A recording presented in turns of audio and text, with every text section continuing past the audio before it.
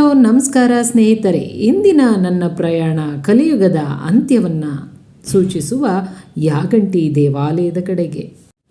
ಯಾಗಂಟಿ ಆಂಧ್ರ ಪ್ರದೇಶದ ಕರ್ನೂಲ್ ಜಿಲ್ಲೆಯ ನಲ್ಲಮಲ್ಲ ಅಡವಿಯ ಮಧ್ಯೆ ವನಸಿರಿಯ ಮಡಿಲಿನಲ್ಲಿ ನೆಲೆ ನಿಂತಿರುವ ಅಪರೂಪದ ಶೈವ ಕ್ಷೇತ್ರ. ಬೆಂಗಳೂರಿನಿಂದ ಯಾಗಂಟಿಗೆ ಯಾವುದೇ ಡೈರೆಕ್ಟ್ ಬಸ್ ಆಗಲಿ ಅಥವಾ ಟ್ರೈನ್ ಆಗಲಿ ಇಲ್ಲ. ಮೊದಲಿಗೆ ಬೆಂಗಳೂರಿನಿಂದ ಬಸ್ ಅಥವಾ ಟ್ರೈನ್ನಲ್ಲಿ ನಂದ್ಯಾಲವನ್ನು ತಲುಪಬೇಕು. ಅನಂತರ ನಂದ್ಯಾಲದಿಂದ 37 ಕಿಲೋಮೀಟರ್ ದೂರದಲ್ಲಿರುವ ಬನಗಾನಪಲ್ಲಿಯನ್ನು ತಲುಪಬೇಕು. ನಂದ್ಯಾಲದಿಂದ ಪ್ರತಿ ಅರ್ಧ ಗಂಟೆಗೆ ಒಂದು ಬಸ್ ಬನಗಾನಪಲ್ಲಿಗೆ ಹೊರಡುತ್ತದೆ.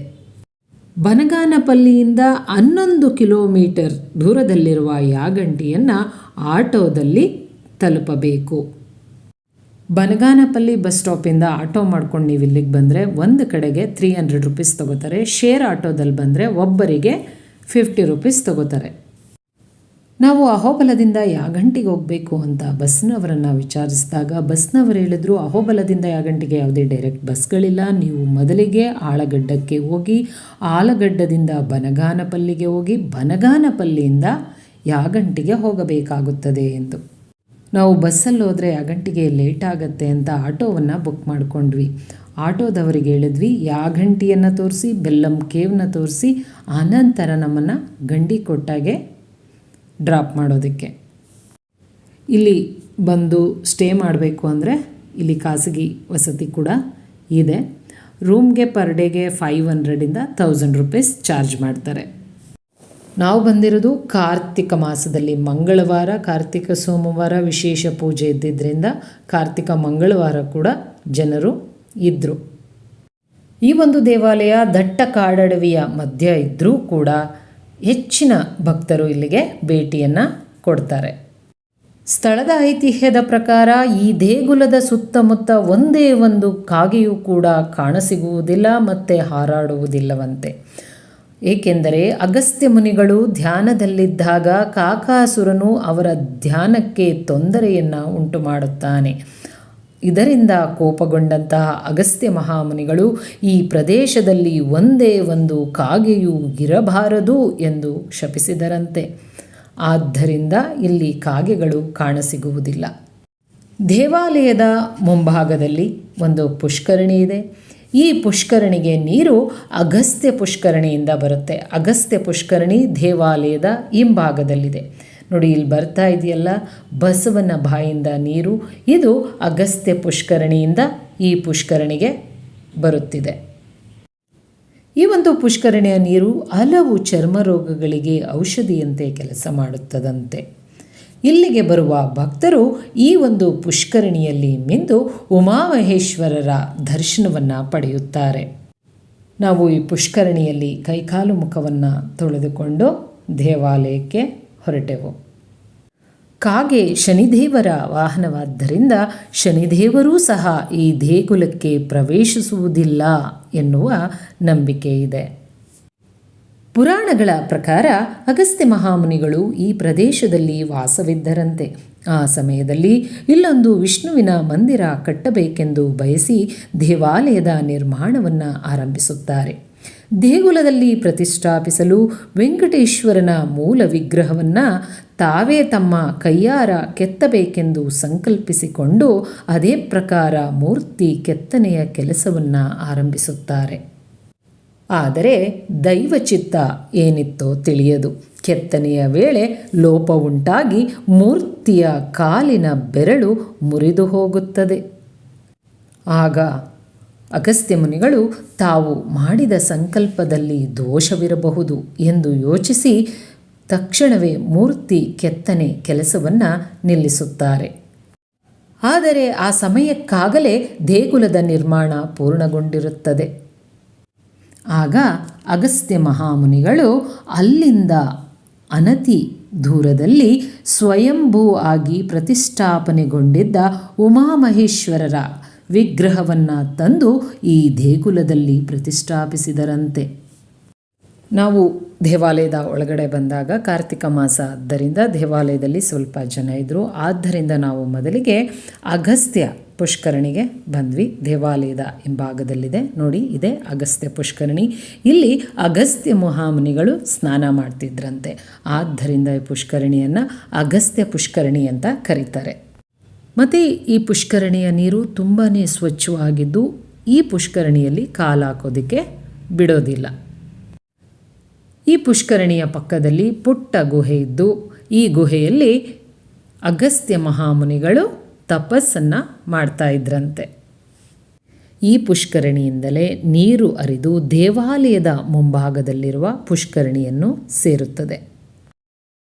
ಈ ಕ್ಷೇತ್ರದಲ್ಲಿ 3 ಗುಹೆಗಳಿದ್ದು ಅಗಸ್ತ್ಯ ಪುಷ್ಕರಣಿಯ ಪಕ್ಕದಲ್ಲಿ ಅಗಸ್ತ್ಯ ಗುಹೆ ಇದೆ. 100ಕ್ಕೂ ಹೆಚ್ಚು ಮೆಟ್ಟಿಲುಗಳನ್ನು ಏರಿ ಈ ಗುಹೆಯನ್ನು ಪ್ರವೇಶಿಸಬೇಕು. ಇಲ್ಲಿ ಅಗಸ್ತ್ಯರು ಶಿವನನ್ನು ಕುರಿತು ತಪಸ್ಸು ಮಾಡಿದ್ದರಂತೆ. ಅವರು ಪೂಜಿಸಿದ ಶಿವಲಿಂಗವನ್ನು ಇಂದಿಗೂ ಈ ಗುಹೆಯಲ್ಲಿ ನೋಡಬಹುದು. ದೇವರ ದರ್ಶನಕ್ಕೆ 10 ರೂಪಾಯಿ ಟಿಕೆಟ್, ದೇವರನ್ನು ಸ್ಪರ್ಶಿಸೋದಕ್ಕೆ 70 ರೂಪೀಸ್ ಟಿಕೆಟನ್ನು ತಗೋಬೇಕು. ಈ ದೇವಾಲಯದ ಸುತ್ತ ಅನೇಕ ಪುಟ್ಟ ಪುಟ್ಟ ದೇವಾಲಯಗಳಿವೆ. ಈ ಒಂದು ದೇವಾಲಯದ ಪ್ರಮುಖ ಆಕರ್ಷಣೆ ಎಂದರೆ ಸ್ವಯಂಭೂವಾಗಿ ನೆಲೆ ನಿಂತಿರುವ ಕಲ್ಲಿನ ಬಸವಣ್ಣನ ವಿಗ್ರಹ. ಈ ಒಂದು ದೇವಾಲಯ ನಿರ್ಮಾಣವಾದ ಕೆಲವೇ ಸಮಯದಲ್ಲಿ ದೇವಾಲಯದ ಈಶಾನ್ಯ ದಿಕ್ಕಿನಲ್ಲಿ ಬಸವಣ್ಣ ಸ್ವಯಂಭೂವಾಗಿ ಉದ್ಭವಿಸಿದ್ದಾನೆ. ಈ ನಂದಿ 90 ವರ್ಷಗಳ ಹಿಂದೆ ಬಹಳ ಚಿಕ್ಕದಾಗಿತ್ತಂತೆ. ಆದರೆ ದಿನದಿಂದ ದಿನಕ್ಕೆ ಬೆಳೆಯುತ್ತಾ ಇಂದು ಬೃಹತ್ತಾಗಿ ಬೆಳೆದಿದೆಯಂತೆ. ಮೊದಲಿಗೆ ನಂದಿಯು ಚಿಕ್ಕದಾಗಿದ್ದು ಈ ನಂದಿಯ ಸುತ್ತ ಪ್ರದಕ್ಷಿಣೆ ಹಾಕಲಾಗುತ್ತಿತ್ತಂತೆ. ಆದರೆ ಇಂದು ನಂದಿಯು ಬೃಹದಾಕಾರವಾಗಿ ಬೆಳೆದಿರುವುದರಿಂದ ಪ್ರದಕ್ಷಿಣೆ ಹಾಕಲು ಸಾಧ್ಯವಾಗುತ್ತಿಲ್ಲ. ಈ ನಂದಿಯು ಪ್ರತಿ ವರ್ಷ 1 ಇಂಚಿನಷ್ಟು ಬೆಳೆಯುತ್ತದಂತೆ. ಇದನ್ನು ಭಾರತೀಯ ಪುರಾತತ್ವ ಇಲಾಖೆಯು ಕೂಡ ದೃಢಪಡಿಸಿದೆಯಂತೆ. ಪೋತಲೂರು ವೀರಬ್ರಹ್ಮೇಂದ್ರರ ಕಾಲಜ್ಞಾನದ ಪ್ರಕಾರ ಕಲಿಯುಗದ ಅಂತ್ಯದ ವೇಳೆಗೆ ಕಲ್ಲಿನ ಬಸವ ಜೀವ ಬಂದು ಘೋರವಾಗಿ ಕೂಗಲಾರಂಭಿಸುತ್ತದಂತೆ. ಈ ಬಸವಣ್ಣ ಕೂಗಿದ ಕ್ಷಣ ಮಾತ್ರದಲ್ಲಿ ಜಗತ್ತಿನ ಸಮಸ್ತ ಪ್ರಾಣಿ ಪಕ್ಷಿ ಮನುಷ್ಯರೆಲ್ಲರೂ ನಾಶವಾಗುತ್ತಾರಂತೆ. ಸೃಷ್ಟಿಯ ನಾಶದಲ್ಲಿಯೂ ಕೂಡ ಸತ್ಕಾರ್ಯ ಮಾಡಿದ ಕೆಲವು ಪುಣ್ಯವಂತರು ಉಳಿಯುತ್ತಾರಂತೆ. ಅವರ ಮೂಲಕ ಹೊಸ ಸೃಷ್ಟಿಗೆ ನಾಂದಿಯಾಗುತ್ತದೆ ಎಂದು ಬ್ರಹ್ಮೇಂದ್ರರು ಕಾಲಜ್ಞಾನದಲ್ಲಿ ಉಲ್ಲೇಖಿಸಿದ್ದಾರಂತೆ.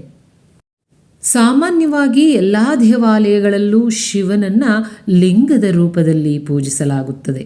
ಆದರೆ ಯಾಗಂಟಿಯಲ್ಲಿ ಶಿವನನ್ನು ಉಮಾಮಹೇಶ್ವರನಾಗಿ ವಿಗ್ರಹ ರೂಪದಲ್ಲಿ ಪೂಜಿಸಲಾಗುತ್ತದೆ. ಇಲ್ಲಿ ಶಿವನು ಉಮಾಮಹೇಶ್ವರನಾಗಿ ವಿಗ್ರಹ ರೂಪದಲ್ಲಿ ದರ್ಶನವನ್ನು ನೀಡುತ್ತಿದ್ದಾನೆ.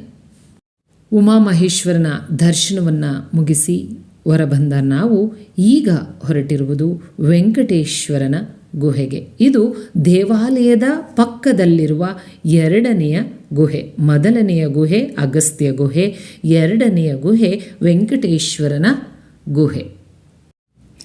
ವೈಕುಂಠದಿಂದ ಲಕ್ಷ್ಮಿಯನ್ನು ಹರಸುತ್ತಾ ಬಂದಂತಹ ಶ್ರೀ ವೆಂಕಟೇಶ್ವರರು ತಮ್ಮ ಪ್ರಥಮ ಹೆಜ್ಜೆಯನ್ನು ಈ ಯಾಗಂಟಿಯ ಪ್ರದೇಶದಲ್ಲಿ ಇರಿಸಿದ್ದರು ಎಂದು ನಂಬಲಾಗಿದೆ. ಲೋಪವಾದ ವೆಂಕಟೇಶ್ವರ ಸ್ವಾಮಿಯ ವಿಗ್ರಹವನ್ನು ಅಗಸ್ತ್ಯ ಮಹಾಮುನಿಗಳು ದೇವಾಲಯದ ಹತ್ತಿರದಲ್ಲೇ ಇರುವ ಈ ಗುಹೆಯಲ್ಲಿ ಪ್ರತಿಷ್ಠಾಪಿಸಿದ್ದಾರೆ. ಇಂದಿಗೂ ಸಹ ಈ ಪರ್ವತದ ಗುಹೆಯಲ್ಲಿ ಮುನಿಗಳು ಕೆತ್ತಿದ ವೆಂಕಟೇಶ್ವರ ಸ್ವಾಮಿ ವಿಗ್ರಹವನ್ನು ದರ್ಶನ ಮಾಡಬಹುದು. ಗುಹೆಯ ಒಳಭಾಗದಿಂದ ಉಮಾಮಹೇಶ್ವರನ ದೇವಾಲಯದ ವಿಹಂಗಮ ನೋಟ. ನಾವು ಅಹೋಬಲದಲ್ಲಿ ಉಗ್ರ ಸ್ತಂಭವನ್ನು ಹತ್ತಿದ್ರಿಂದ ನಡೆಯೋದು ಸ್ವಲ್ಪ ಕಷ್ಟ ಆಗ್ತಿತ್ತು. ಕಾಲು ತುಂಬಾ ನೋವಿತ್ತು. ಆದರೂ ಕೂಡ ಇಷ್ಟು ದೂರ ಬಂದಿದ್ದೀವಲ್ಲ ಅಂತ ಯಾಗಂಟಿಗೆ ಭೇಟಿಯನ್ನು ಕೊಟ್ಟೆವು.